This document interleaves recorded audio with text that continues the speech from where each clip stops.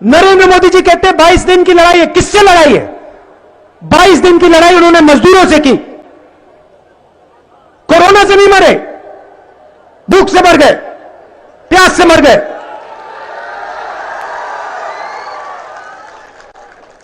हमने नरेंद्र मोदी जी से कहा, नीतीश जी से कहा, ट्रेनों को चलने दीजिए, इनकी जेब में पैसा डालिए, मदद कीजिए इनकी।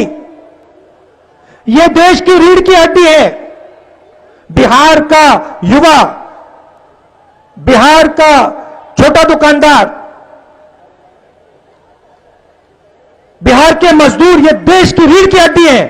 इनको बचाइए, क्योंकि अगर रीढ़ की हड्डी टूट जाएगी, देश बर्बाद हो जाएगा। कुछ नहीं, 1 रुपया नहीं दिया।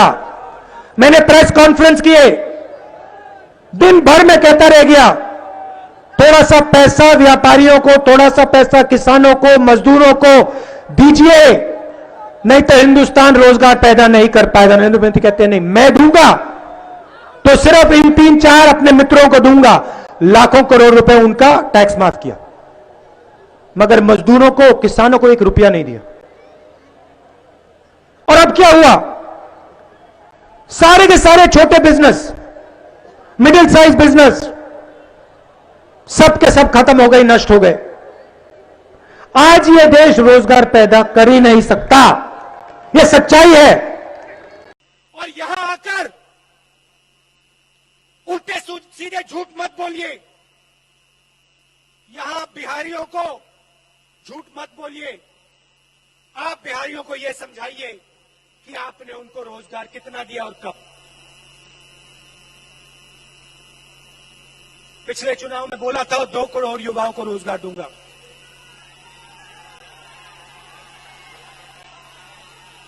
मिला? किसी को मिला?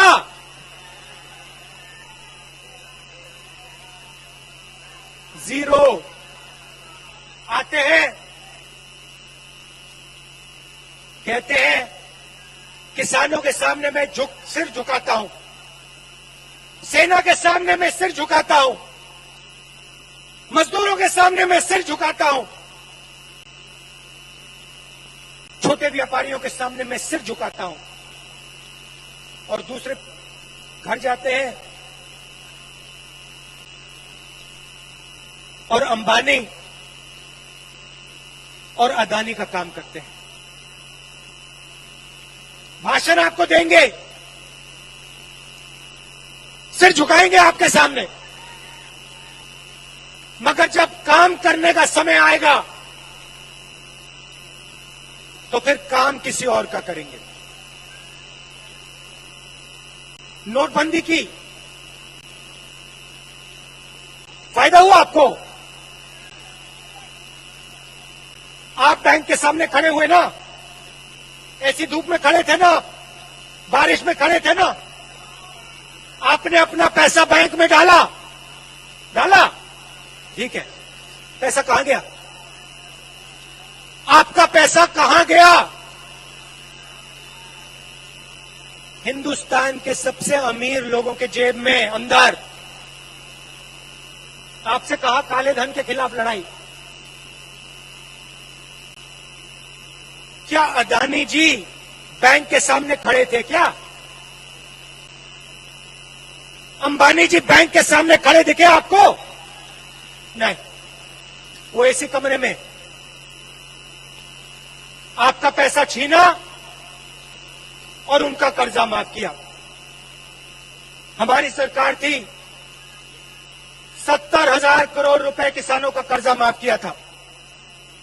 पंजाब में हमारी सरकार, पंजाब में किसानों का कर्जा माफ किया। मध्य प्रदेश में सरकार बनी, मध्य प्रदेश में कर्जा माफ किया। छत्तीसगढ़ में कर्जा माफ किया। बिहार में गठबंधन है, हम आरजेडी के साथ, बाकी पार्टियों के साथ लड़ रहे हैं। और एक युवा नेता खड़े हैं, तेजस्वी नया विजन देना चाहता है,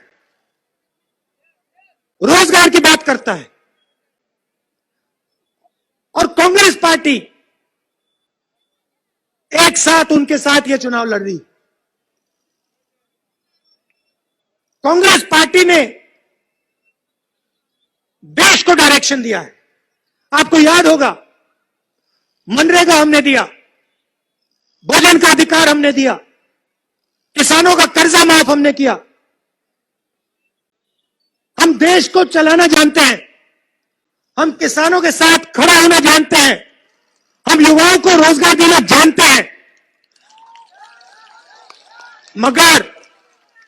मगर एक कमी जरूर है हम में, हम झूठ बोलना नहीं जानते।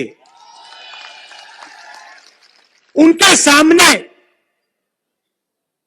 हम झूठ बोलने में उनका मुकाबला नहीं कर सकते। यह कमी है, मैं स्टेज से मान लेता हूं कि एक हमारे में कमी है। तो मैं आपको कहना चाहता हूं, आपने बनाया पकौड़ा है? अगली बार आएंगे, पकौड़ा बना के मोदी जी को, नीतीश जी को थोड़े खिला देना।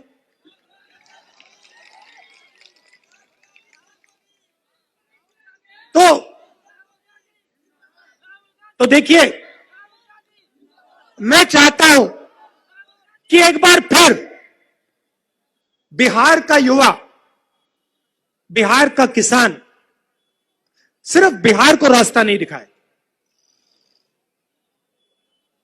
मैं चाहता हूं कि बिहार का युवा पूरे देश को रास्ता दिखाए। और मैं वो दिन देखना चाहता हूं जब बाकी प्रदेशों के युवा रोजगार ढूंढने पटना आए। और ये हम कर सकते हैं, मिलकर ये काम हम कर सकते हैं। ये मैं चाहता हूं। सरकार बनेगी, सबकी सरकार होगी, ये मैं गारंटी आपको देके कह रहा हूं। मैं गारंटी दे रहा हूं कि सरकार बनेगी तो सबकी सरकार होगी। हर जात की सरकार होगी, हर धर्म की सरकार होगी, हर डिस्ट्रिक्ट की सरकार होगी, हर ब्लॉक की सरकार होगी। और मिलकर, एक साथ मिलकर बिहार हिंदुस्तान को विकास समझाएगा। नेशनल दस्तक की आपसे गुजारिश है कि अगर इसको बचाना चाहते हैं तो नेशनल दस्तक को सब्सक्राइब करने के लिए रेड कलर के सब्सक्राइब बटन को दबाएं, फिर बेल आइकन की घंटी दबाएं। नेशनल दस्तक को बचाने के लिए बहुत जरूरी है कि हर खबर को शेयर करें, लाइक करें, कमेंट जरूर करें।